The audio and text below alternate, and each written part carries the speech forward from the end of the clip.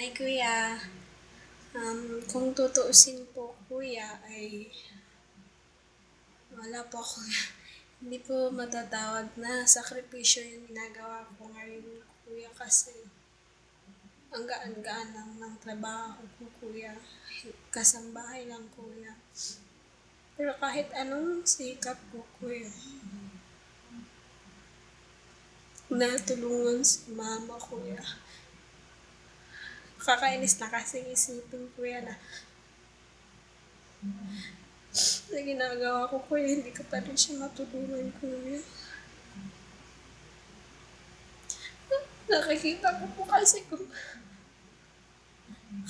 yung sakit na nararamdaman niya. Na makita yung mga anak niya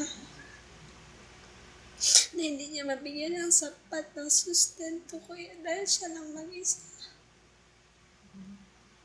Pasensya na po